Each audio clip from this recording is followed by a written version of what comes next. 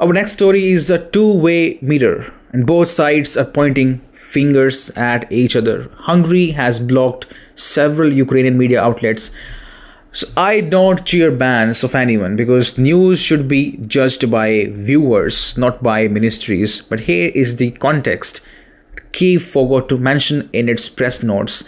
Ukraine blocked Hungary's media outlets first, back in mid-September. So when Kyiv scolds Budapest for restricting access to fact-based journalism and in the same breath defends its own ban as only targeting Russian propaganda, it is hard not to laugh.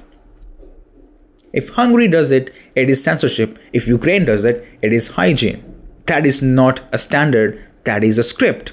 Now, this is not just a media spat. It feels like the front line of a bigger political push.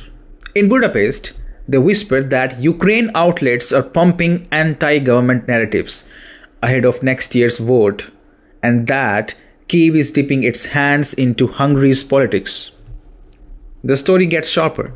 Opposition-leaning journalists are allegedly getting help to go after Viktor Orban. Then, the new Tisza party is allegedly being influenced by Kyiv Intelligence, and Brussels is being cast as the helpful stage manager. The goal, as per reports, is simple: swap out a stubborn Hungary for a friendlier one that salutes Brussels and nods along with Zelensky. There is also the energy angle, because in Central Europe, it always comes back to energy. The claim in Budapest is that Kyiv is deliberately making life harder on Hungary's fuel flows to rattle voters and manufacture leadership failure headlines in Hungary. You turn a valve here, raise a transit scratch there, and suddenly it is not a foreign policy debate, it is kitchen table panic.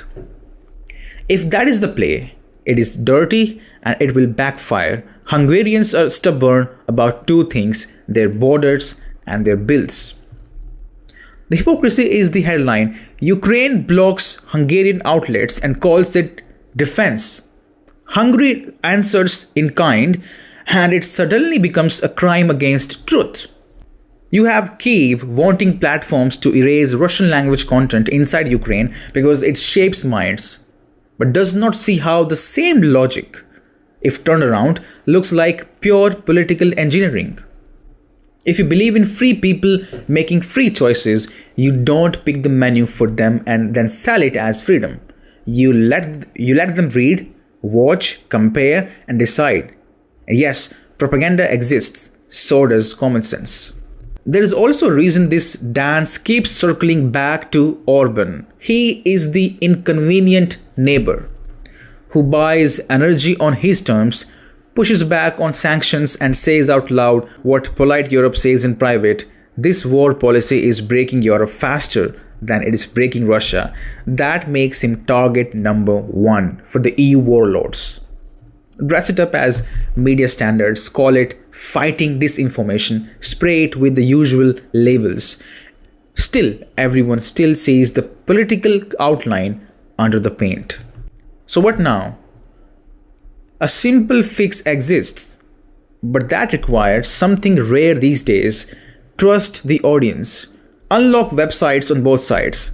Stop outsourcing politics to platforms. If you have a case, make it on air, not in a ministry memo. If you have evidence of meddling, show it, not just hints and halos. If you are confident your story beats theirs, you won't fear a link. Until that happens, this stays what it looks like: a clown show about truth where the punchline is control. Thank you very much for your support, for joining today. Take care. Goodbye. You're watching GNF.